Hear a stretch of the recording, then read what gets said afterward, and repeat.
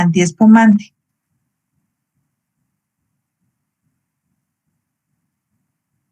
También se pueden adicionar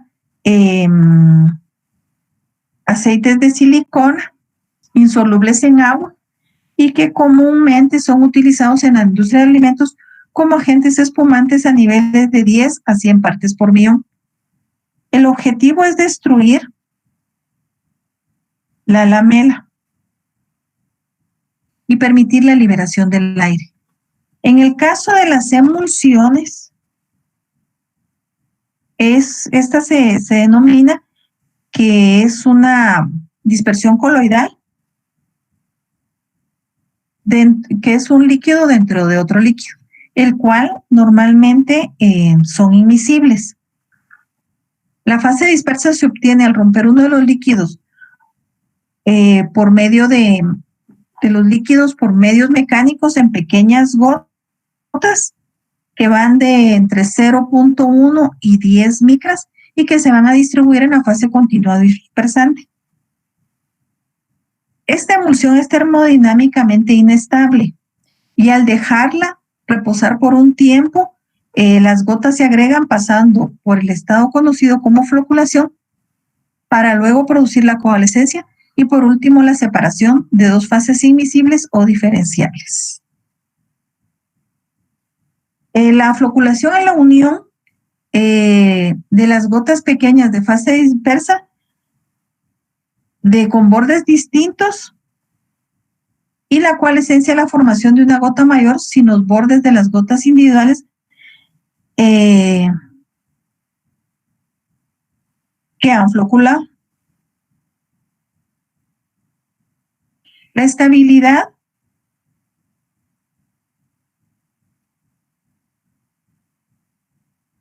de una emulsión se logra si se incorpora una tercera sustancia que actúa en la fase de la interfase de los líquidos y a esta se denomina emulsionante. Toda emulsión debe estar formada por tres sustancias, dos líquidos invisibles entre sí y un agente emulsionante que sea apropiado, que se le puede adicionar a una de las fases antes de que forme la emulsión. Los emulsionantes son sustancias cuyas moléculas contienen una parte polar y la otra no es polar, lo que es posible que se disuelvan tanto en agua como en soluciones acuosas como disolventes orgánicos y aceites. Con el predominio de las partes de la molécula sobre la otra, el emulsionante tendrá un carácter lipófilo y lipófobo y por consiguiente presentará una mayor afinidad por el agua o por los aceites. Y a esta característica se le conoce como balance hidrófilo-lipófobo. En las emulsiones siempre vamos a encontrar dos fases. Una, la forma de aceite que se simboliza como A y una forma de agua que se simboliza como H. Al dispersarse una en la otra, estas dos fases dan lugar a la formación de dos tipos de emulsiones. Las de aceite en agua, que sería A/H, que consisten en pequeñas gotas de aceite como fase dispersa contenidas en agua, que es la fase continua o dispersante, y las de agua en aceite, en donde las pequeñas gotas de la fase dispersa son de agua, se encuentran en la fase continua, que es el aceite. En la industria de alimentos son más comunes las emulsiones tipo AH, es decir, las de aceite en agua. Y por ejemplo, la mayonesa, los aderezos para ensalada, la leche, la crema, la base para helados y los sustitutos de crema para café. Ahora bien, los ejemplos de agua, aceite, son más escasos y en los alimentos los más representativos son la mantequilla y la margarina. Se ha observado que los agentes emulsionantes naturalmente solubles en aceite, tales como el oleato de calcio y colesterol, favorecen las emulsiones tipo H/A, mientras que las sustancias que son solubles en agua, tales como proteínas, dextrinas y lecitinas, van a favorecer las emulsiones tipo A/H. Las sustancias naturalmente solubles en agua, bueno, esto ya se los había escrito ahí, y de hecho uno de los emulsionantes naturales es la lecitina, y otros, vamos a encontrar algunos ácidos grasos y ésteres de ácidos grasos también van a funcionar como emulsionantes. Otros que funcionan como emulsionantes son las ceras. Y para entender las características de una emulsión, vamos a establecer al qué tipo pertenece. Si pertenece al tipo H/A o al A/H, para identificar el tipo de emulsión. Y para esto existen varios métodos.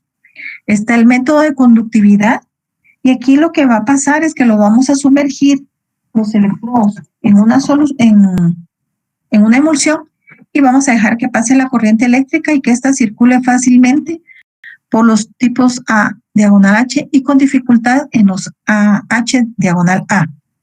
También tenemos un método de colorante que se basa en la habilidad de un colorante para disolverse en la fase dispersa y se le agrega una pequeña cantidad de colorante, de preferencia que sea hidrosoluble o bien liposoluble, y se mezcla con la emulsión y se realiza una evaluación microscópica para ver la uniformidad de la coloración.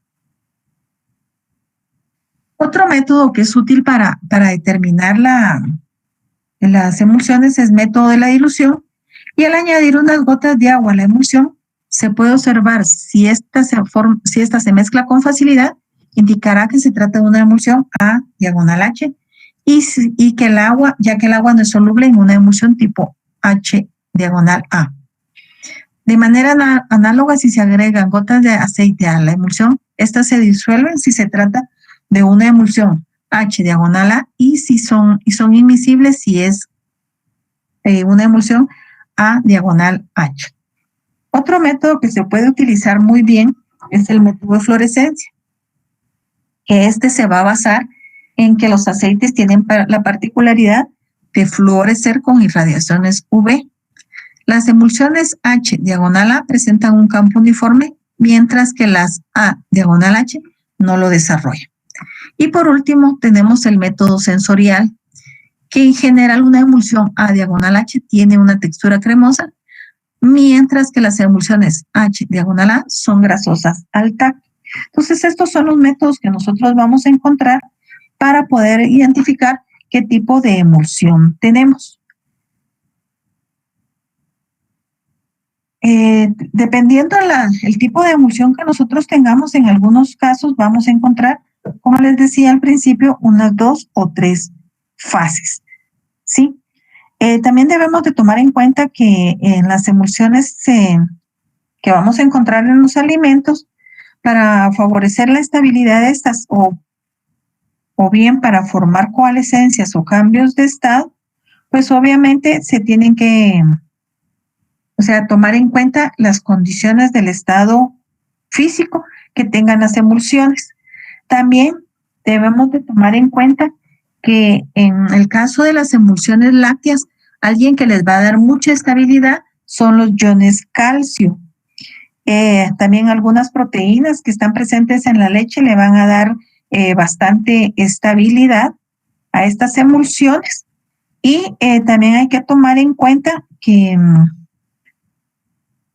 quién es la fase dispersa y quién es la fase dispersante para poder mantener la estabilidad de las emulsiones.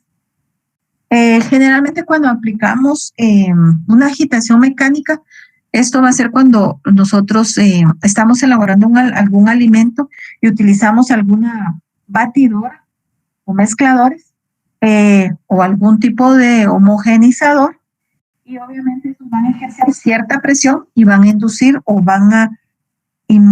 sí, van a agregarle cierta cantidad de aire a nuestras emulsiones.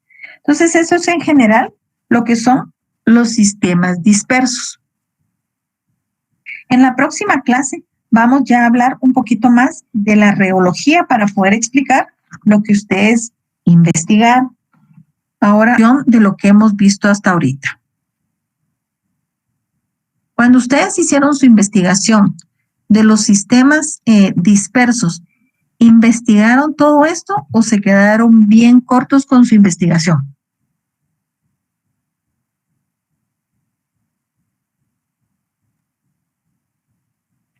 Licenciada, buenas tardes, le saluda Carol. Sí, dígame. Fíjese que, pues la verdad que yo en el caso de los, digamos, viendo la tabla que usted presentó, yo sí la encontré, pero me centré específicamente en la tendencia de cuáles son los que nos interesan para la industria alimenticia. Esa es la única referencia. Pues chequeando lo que ustedes estaban pasando con lo que yo subí también y pues no andaba, o sea, sí logré cumplir el objetivo. Okay. Sí les pregunto porque a veces se quedan ustedes muy cortos con las investigaciones, a veces por tiempo o porque no les gusta leer, no sé, pero sí es lo que he observado muchas veces cuando uno quiere completar ciertos temas, pero lo que yo les abarqué ahorita son de los sistemas dispersos o sistemas coloidales que sí se aplican en la industria de alimentos. Y pues les puse varios ejemplos de cómo o de qué manera esto se aplica a la industria de alimentos. ¿Sí? Ahorita para completar este tema, pues lo que nos faltaría es contemplar los sistemas reológicos o definir la reología, que también yo les decía el otro día en clases que ustedes en no sé cuál de las ingenierías, de toda la que contemplan fluidos, ya tuvieron que haber visto todo lo que es la reología y obviamente también todo esto de los sistemas coloidales. Yo siempre lo toco en la parte de bioquímica porque yo no sé por qué a veces cuando uno les pregunta en bioquímica por arte de magia, ustedes nunca se acuerdan lo que les dan en otras clases. Entonces, por eso les hago un pequeño repaso de esto, pero es algo que ustedes sí ya lo vieron en un curso. Si no estoy mal, el ingeniero Nájera lo da, aunque ahorita que él es coordinador, no sé quién está dando el curso de él, de la ingeniería, donde contemplan toda la parte de fluidos. Entonces, sí, hay que leer mucho en la parte de bioquímica, la verdad que sí tienen que leer mucho, porque es importante que contemplemos una serie de situaciones y de factores que se aplican en este caso a los sistemas dispersos o coloidales. ¿Alguna pregunta? Licenciada, buenas tardes. Tengo una pregunta. En el caso de la leche, cuando se hierve, forma un sobrenadante. Ahí se rompería la emulsión, ¿verdad? Mi pregunta es si se puede hacer reversible eso o con qué método podamos revertir esa nata que comúnmente se llama en este proceso. Ahí depende la temperatura en la que usted lo haya, el tiempo que lo haya dejado hervir, porque temperatura obviamente es casi llegando a 100, pero ahí va a ser clave el tiempo que usted lo dejó hervir, porque acuérdese que por las proteínas que tiene la leche, estos se pueden desnaturalizar con facilidad, aunque si se desnaturalizara, se llegara como a, ¿qué le dijera yo? Como a cortar la leche o a formar pequeños grumos. Cuando ya esta se desnaturaliza, sí, son grumos. La nata es un proceso normal que usted va a encontrar por procesos de calentamiento, pero si se llega a desnaturalizar, se forman como coágulos, como cuando usted observa el queso cheddar, así se forman como grumitos. Gracias. Bueno, para servirle. Licenciada, perdone, yo me quedé con una... cuando habló sobre los sistemas coloidales, que en muy pocos alimentos se utiliza la urea, me puse a pensar que para esa espumita que cuando hice vino, hice un vino de mangostán, se puede agregar urea, porque hay alimentos muy, muy pocos comunes, pero en este caso podría ser la urea en el vino. Disculpe, licenciada. Sí se puede utilizar. En pequeñas cantidades, pero sí se puede utilizar. Muchísimas gracias, licenciada.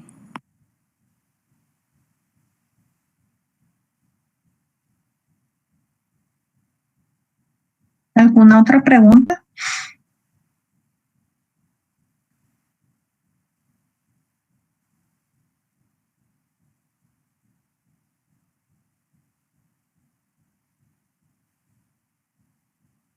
Ya no hay preguntas.